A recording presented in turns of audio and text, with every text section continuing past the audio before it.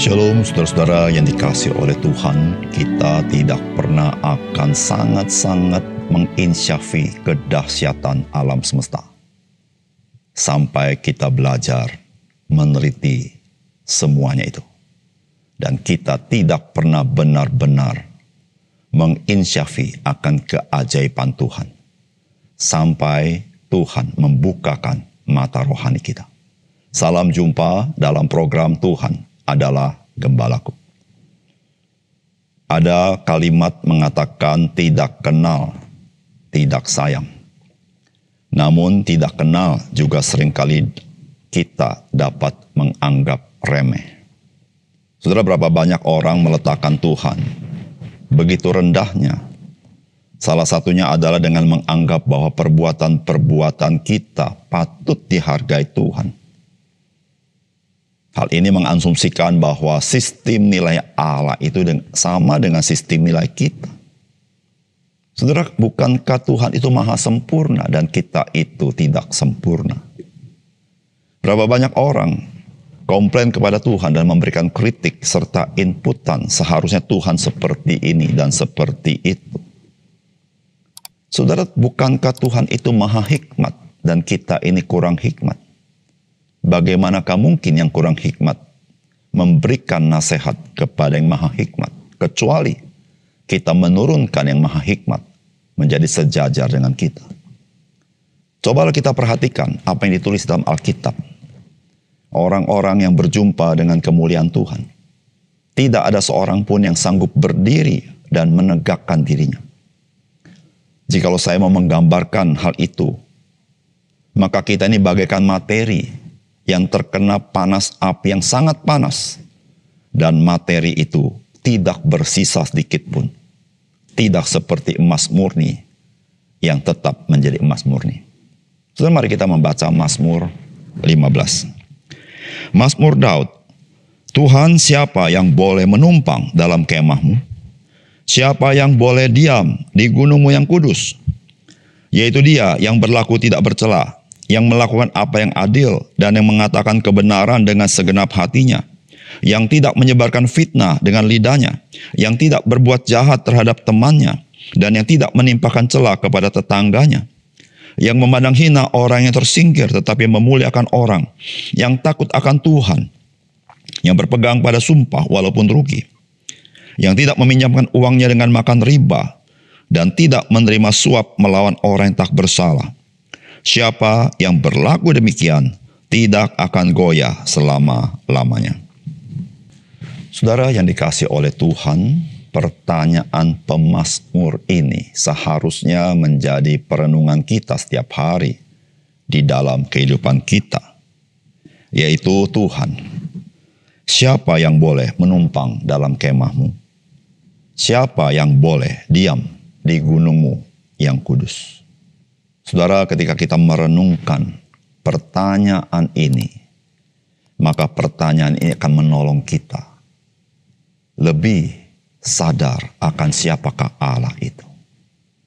Khususnya kita sebagai orang percaya, maka pertanyaan ini akan menolong kita sadar untuk menempatkan diri yang sepatutnya di dalam kehidupan ini. Saudara, apakah pesan firman Tuhan bagi kita? Yang pertama, kesadaran akan betapa kudusnya Tuhan akan menginsafkan kita bahwa sesungguhnya kita tidak pernah layak tinggal bersekutu dengan Tuhan kecuali dengan satu cara saja, yaitu di dalam anugerah Tuhan. Saudara, firman Tuhan berkata begini, siapa yang boleh menumpang dalam kemahmu? Siapa yang boleh diam di gunungmu yang kudus? Saudara yang dikasihi oleh Tuhan, pertanyaan yang dilontarkan oleh pemazmur yaitu Raja Daud. Saudara, pertanyaan ini muncul bukan dari orang-orang yang tidak percaya Tuhan. Namun dalam konteks orang-orang percaya Tuhan, yaitu umat Tuhan. Karena kalimatnya adalah siapa yang boleh menumpang dalam kemahmu? Siapa yang boleh diam di gunungmu yang kudus? Saudara, ini sangat spesifik. Saudara, pertanyaan ini adalah sebuah pertanyaan retorika yang memberitahukan kepada umat Tuhan. Tidak ada seorang pun. Tidak ada seorang pun. Saudara, umat Tuhan harus menyadari betapa kudusnya Tuhan. Saudara, Alkitab ketika memberitahukan betapa kudusnya Tuhan, itu berbicara tentang kedahsyatan Tuhan yang sanggup membinasakan manusia berdosa. Sehingga saudara, tidak ada seorang pun boleh menghampiri Tuhan dengan sembarangan. Kecuali orang-orang yang memperkenankan hati Tuhan. Saudara yang dikasihi oleh Tuhan. Kesadaran betapa kudusnya Tuhan, barulah kita lebih menghargai, lebih menghormati, lebih berterima kasih untuk anugerah yang Tuhan berikan di dalam Kristus bagi kita. Kita boleh menghampiri tahta kasih karunia-Nya, bahkan mendapat pertolongan pada waktunya.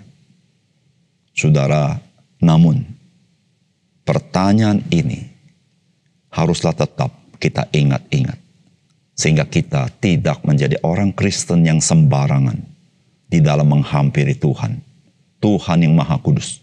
Tuhan yang Maha Dahsyat itu. Yang kedua, saudara, hanya anugerah Tuhan yang dapat memampukan kita dan dapat menggerakkan kita untuk hidup selaras dengan kehendak-Nya. Saudara, firman Tuhan berkata, yaitu Dia yang berlaku tidak bercela, yang melakukan apa yang adil, dan yang mengatakan kebenaran dengan segenap hatinya, yang tidak menyebarkan fitnah dengan lidahnya, yang tidak berbuat jahat terhadap temannya, dan yang tidak menimpakan celah kepada tetangganya, yang memandang hina orang tersingkir, tetapi memuliakan orang yang takut akan Tuhan, yang berpegang pada sumpah walaupun rugi, yang tidak meminjamkan uangnya dengan makan riba, dan tidak menerima suap melawan orang yang tak bersalah. Siapa yang berlaku demikian tidak akan goyah selamanya.